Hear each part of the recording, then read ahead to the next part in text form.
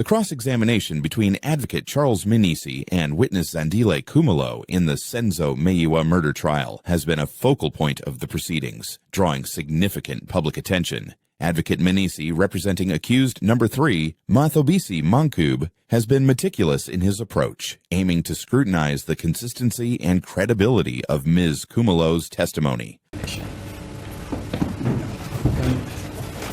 Why do you say, will you agree with me? Yeah, that's the problem with your question. That if it is for 7 or 8 years, yes, in that period that the police were fishing in the same pond, it means that they will never arrest the person who she was able to identify as the first suspect. Just listen to the logic in that submission. You are actually making the statement. You say, will you agree with me? Yes, my lord. He's not making that statement. Yes. That's the problem. Yes. That's the problem. I am saying this, my lord, that based on her testimony, that up until now, as I am cross-examining her, and she's answering my question, the police have not been able to bring to court a person that she would say, this is the person that I saw on the 26th of October 2014, who was in possession of a firearm. Okay, let's hear. What's your comment, man? Kuze kube manje ke kuloko okushoyo ke uthi amaphoyisa ke ebheke uhlangothi olodwa kuleyo 7 to 8 years amaphoyisa ke akakezike ngaphambili noma ezenkantolo athi ke nanguke lo muntu lo omchaza wena ke nanjengaloya owumsolo wokuqala owayephethe isibhamu ngaleli yalanga la 26 ka October 2014.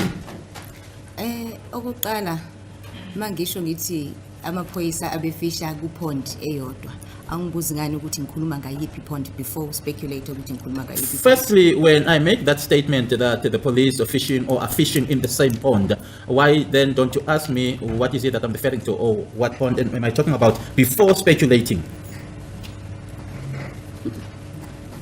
Oh, you want clarity from me? I thought that was your answer. Oh, you want clarity? Okay, yes. No thanks, man. It is immaterial what pond you're referring to. You're talking about the pond that the police will go into when they dip their net with a view that their net will come out with a person who you would have come to court and say, this is the person that I saw on that day who had a firearm in his possession. Ukuthi ke yipi pond wena okhuluma ngayo ke akusona ke udaba lolo kodwa okubalekile noma kusemqoka ke ukuthi ile pond yona ke amaphoyisa azothatha inet noma umnatha wawo ke awuphonse kuyona uma esebuyisa noma esebuya nayo leyo net leyo asho ke ukuthi sibuyile nayo futhi nangu ke umuntu lo wena ke okhuluma ngaye othi yilo wokuqala umsola owayephethe isibhamu. Now the gist of my question is, don't make it long. Oh, okay. Ngiyabona ukuthi asitholani kahle mina nawe. I see that you are missing each other myself. Noma mhlambe awilalelanga kahle video. Angazi ukuthi iyona yiphi inkinga lapho but into engiyichaza ke just so ukuthi siyatholana. Okay, asibambe lapho. Maybe you didn't listen to the video properly, but I don't know which one is it, but so that the two of us are on the same page, yebo. Ngaleso sikhathi bekune docket ephumile ekhuluma ngokuthi thina sesiyama suspects. At the time, there was a docket that came out that said that we were suspects. And leyo nto ibilokhu iqhubeka isikhathi eside. Size sibize sizothotsharwa sizofaka ku lie detector test senziwe zonke lezo zinto lezo. Ile nto bengiyisho.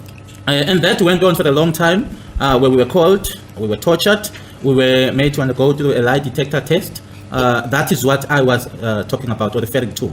In other words, kusho ukuthi bekubonakala thina singaba suspect yet we are just witnesses. In other words, we were seen as suspects yet we were witnesses. So ngangicela nje ukuthi amaphoyisa akakanwebe ekwezinye indawo abheke kwezinye indawo kuzo bazothola umphumela. So I was just requesting or asking for the police to just stretch to other areas or to other places as well to get the result. Njengoba ke sebewutholile umphumela. Now that they have found the results. Thank you, ma'am. Me and you are on the same page. I don't see it like that. On the basis of what you've just said now, that you requested the police to extend their scope of search. They should not just limit themselves into a particular pond. They need to go to other ponds as well. Indeed, they did that. Now, the gist of my question is, therefore, would you then agree with me that in their endeavor, upon your request that they should do so, they have still not yet brought a person that you would identify as the person who had a firearm in his possession that day? That is simply the gist of my question. We don't want to belabor the point, but it's precisely the issue that this court is seized with, that the court has got to determine after the conspectus of all the evidence. It's not for this witness to say that. With respect, we think the question is inappropriate. But the witness actually is referring to herself, according to her explanation. She says because the police were having a second docket, which presupposed that they, meaning herself and others, were being interrogated, put through lie detectors, tortured, that they suspected her also as being, amongst others, the person who entered the house with a gun, because unless there is a supposition that there was no person shot at that house. But if the cross-examination, as I listened to it, it's not disputed that a person was shot in that house, and she was in that house with her mother, Kelly, and others. Now she is saying they were also regarded as suspects. So that pond in which they were fishing was, according to her, not the correct pond. Advocate Mnisi's style appears to favor open-ended, exploratory questioning, likely in an effort to trip up the witness or expose contradictions. However, the drawback of this approach gives the witness too much room to maneuver, especially if they're evasive like Zandi here. This can lead to dilution of the main point, where the real question gets buried in tangents or explanations. Loss of momentum, where the cross-examiner doesn't push hard enough to pin down the witness. Because she regarded herself as a witness. That's our understanding. Yes, but counsel has now moved a step further, and he says after the police, after having fished in that different pond, they haven't come up with someone that she can identify as the first suspect. Now we are saying that is inappropriate. It's for this court to determine. You can keep that for cross-examination because it's argumentative as you are. You're arguing with the witness as you are aware now. As it please the court. I can understand, ma'am. I realize that there's a bit of a problem with this question. Let us conclude it. Thank you. Let me conclude it by saying that I put it to you that up until this point, the police, in terms of their investigation, let us exclude the pond thing. In terms of their investigation, they have not yet come up with a person that you would stand up there and say, I have met that person, I've seen that person, or I'm seeing that person who had a firearm in possession, who had a firearm in his possession that day. That's all. Njengoba sihleli la sonke siyabona ukuthi njengoba u5 behlezi lapha akekho ama dreadlocks. So mhlambe manje ngabafaka ama dreadlocks abanye nibanikeza complexion abebe nayo mhlambe 8 years ago kwazi ba ukuthi ngaphuma. As we can all see, as we are seated here, that there are 5 of them seated there, and we can see that none of them has got dreadlocks. But if we were to put dreadlocks on one of them, and then the complexion that they had 8 years ago, who knows what may come out. Futhi kwesibili babili abantu abangena endlini and right now ngibona abantu abawu5. So ukuthi bangena kanjani, I think leso singayekela amaphoyisa. And there were 2 intruders in the house, and here we see 5 people. As to how that came about, that we can leave to the police. And of course the evidence iketholakele. As well as the evidence that was found. Yes, ma'am. No, I dearly respect that.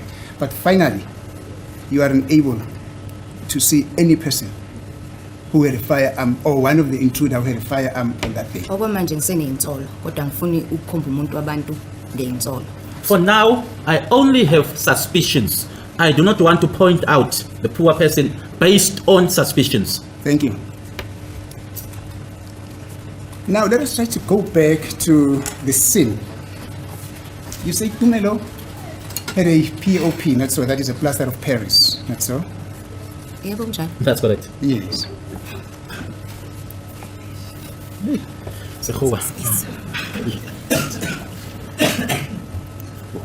Oh, he had a cement. Oh, he had a plaster caster, I'm told, yes. Yes. Now, you say at some point, he also joined in the tussle, which we'll get to a few minutes later. That happened in the house. How did he manage to do that? Angena uTumelo as far as Gila, and I think ikhothi yakubona lokho.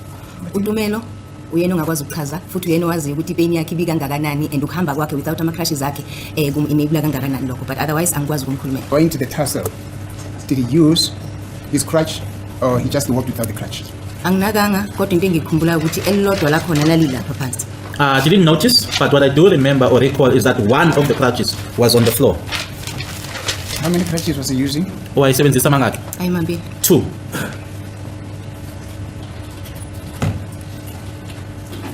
So at the time when you fetched him from the N3 off ramp, he was using 2 crutches, not so? Ngenkathi enanimthatha ngayo ke noma nimpick up ke kwi off ramp N3 wayehamba wayesebenzisa wona O2. Yebo kunjani? Yes, that's correct.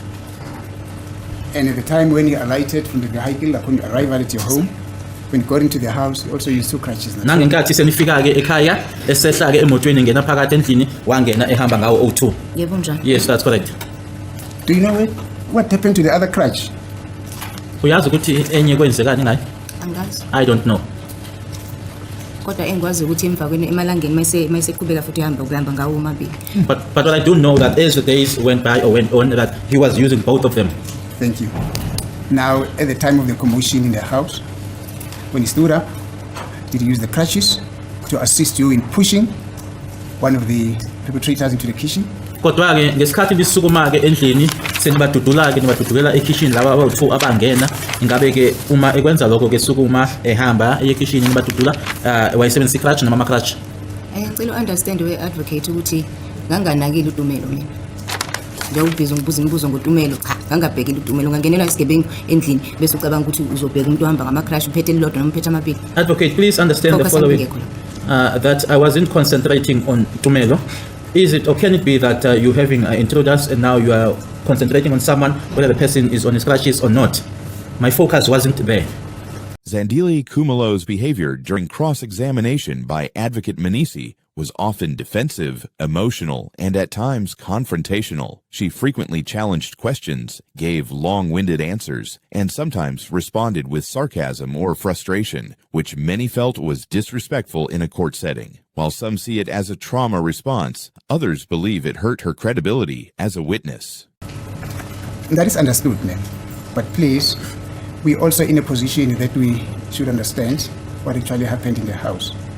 And it is unfortunate that part of our understanding or the means through which we can only understand what happened in the house is through your testimony. Ngiyakuzwa ke lokho okushoyo ke kodwa nakuthina ke ukuthi indlela nje esifisa ukuthi sazi ngayo ke lokho okwenzeka ke lokho singakwenza ke ngobufakazi bakho. Ngiyakuzwa. I understand. Thank you. And you will also further note that in your evidence in chief, you also mentioned Tumelo several times, and it also came from you that he has the plaster caster in one of his legs. Do you understand? Okunye ke futhi ozokwazi ke ukuthi igama kaTumelo ke ulichaziwe noma ke ulishilo kaningi kubufakazi bakho naloko ukuthi futhi wayifake ukhonkolo. Ngiyakuzwa lokho kodwa kusho ukuthi phela ngangihleli ngidadisha uTumelo. I hear you, but that doesn't mean that I just kept on focusing or studying Tumelo. So your final word on this one is you do not know how he got involved in the tussle, whether he used a crutch or not, but all that you know is that he also was part of the people who were trying to push the gunman to the kitchen. Impendulo yakho yokugcina ke kukona ke lokho ukuthi okwaziyo nje ukuthi yebo wayeyingxenye ke yaloko kwenzeka ukuthi nasukuma nabadudula nabase kitchen kodwa ke ukuthi wayesebenzisa i-crash noma ama-crash lokho awukwazi. Yebo kunjani? Yes, that's correct. Thank you, ma'am. Now you are seated in the dining room. When I say you, I mean all the occupants that you've referred to in your evidence in chief. You are seated in the dining room, and as you are seated, in the sitting room, as you are seated there, 2 strange people get into the house. Manje ke nihlezi nonke ngikhuluma ngani nonke ke nihlezi lapha yana ke dining room, sitting room, nisahlezi kanjalo ke ngena labantu abawu2 eningabazi. Not so? Kunjalo. Yebo kunjani? Yes, that's correct. Then one of them says he produces a firearm in front of you, and he says money and cell phones, but he's saying that in Zulu. Oyedwa ke kubona wakhipha isibhamu wasethi ke khiphani imali nama cell phones ekusho lokho ngesizulu. Yebo kunjani? Yes, that's correct. Then Longwe jumps up, he pushes this person, he dashes out of the house. Wasesukuma ke noma ejumpa ke uLongwe uya kulomuntu uyampusha wase yena ephuma endlini uLongwe. Yebo kunjani? Yes, that's correct. Immediately thereafter, you meaning all of you then stood up and you also pushed the person towards the kitchen. Nase nisukuma ke ngisho nina ke abaseleke manje endlini nasukuma namdudula ukuye kitchen. Yebo njalo. Yes, that's correct. I've tried to fathom, I've tried to imagine how this pushing could have happened, but up until now, I'm failing. So, and then I said to myself, I don't need to struggle about this because there's a witness who said there was a pushing, and I'm going to request her, which I'm doing now, to explain to this court how this pushing actually happened. Ngizamileke ukuthi lento idlala emqondweni wami noma ngicabangeke kodwa ke angiphumelelanga ekwenzeni lokho ngase ngithi ke cha ukhona ufakazi ngoba uyena ke okhuluma ngako lokuphusha lokho ukuthi alichaze nje le pushing ukuthi yenzeka kanjani. Yes. So okokuqala ke njengoba ngisho ukuthi sasihleli phansi and then uLongo wasukuma wayesephusha lo oqala phambili kwama dreads.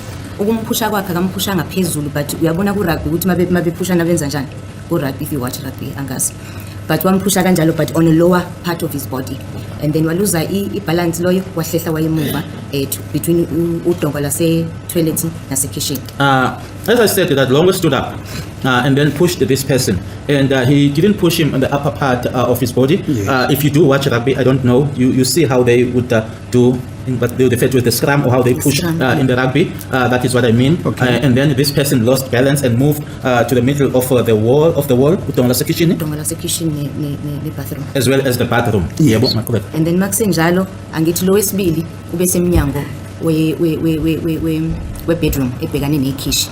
And then wonke umuntu mayisukuma saqala ngalo ola emnyango ophusha umnyango kakheli and then sabadudula bonke sabasayana bekitchen ukuthi kodwa ubani wayehamba phambili angikho sure. And then the second one is the one that was now at the door of the bedroom. And so when we stood up, we started with the one that was at the bedroom door and we pushed both of them. As to who was in front, I am not certain.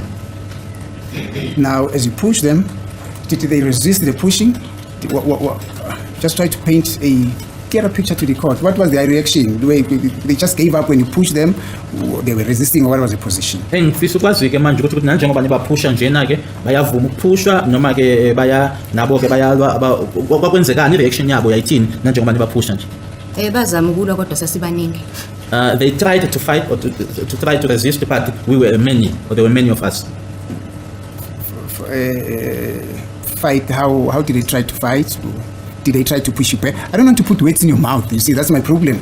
So, but I just wanted to come it from you how this pushing thing happened. This Uma uthi bazama ke ukulwa ingaba nabo nanithi nibaphusha nabo niphusha back noma ngizama nje uunderstand ukuthi lokuphusha lokwenzeka kanjani.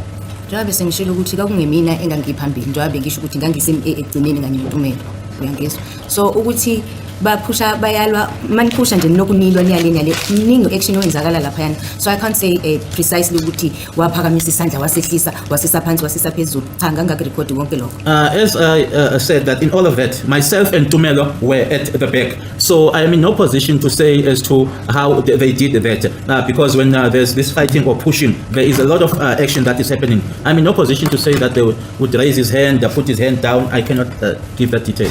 Okay, no, thank you, ma'am.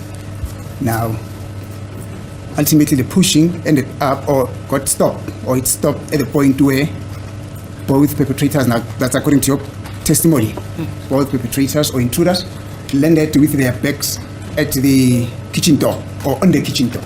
Kwase kuma ke lokho ke noma kusengasaqhubekike uma bobabili ke manje sebefika noma sekufika ke kwisivalo sase kitchen bobabili ke manje sebeze imihlane yabo esivalweni. Mawuthi kwakuphele lapho uchaza ukuthini? When you say that it stopped, what do you mean? No, I mean when they were being pushed, they were pushed up to the kitchen door, where they landed with their backs on the kitchen door. Ngithi ke baphushwa baze bayofikelela ke eminyango laba bezeleke eminyango ngemihlane yabo. Yebo njalo. Yes, that's correct. And upon landing with their backs on the kitchen door, that would mean that their faces were facing towards the greater portion of the house. Usho ukuthi ke uma bemi kanjalo ke bona ke laba babheke indlu le noma babheke phakathi endlini. Yebo njalo. Yes, that's correct. Was there assault in the process of the pushing? Kulokuphusha lokhu kwakukhona ukushaya okwakhona. Kwakukhona ukushaya ngendlela ethile. In some manner, yes, there was some assault. Can you tell this court about it? Who was hitting who? And Awutshela how? inkantolo kwakubani eshaya bani? Njengoba sengichazile ukuthi nami ngazama ukushaya. noTumelo wasethatha icrash kumina kwawuyena ukwazi ukufikela ukuthi ashaye so kwabanye abantu angazi ukuthi umuntu yena washaya kanjani nakhona futhi ngakunakile lokho.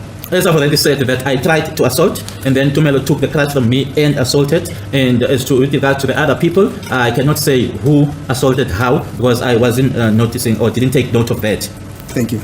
According to the version from Zandile and others, 2 armed intruders entered, one with a knife, the other with a gun. A struggle broke out. Senzo was the only one fatally shot. One intruder was allegedly pinned down by the group. Despite being armed, the intruders failed to injure anyone else, not even a cut or bruise. One intruder was reportedly found still holding the knife while lying on his back, subdued. This version leaves several logical gaps, including why didn't the intruders use their weapons more aggressively, especially when allegedly being overpowered? Why would someone hold on to a weapon, like a knife, while being pinned down?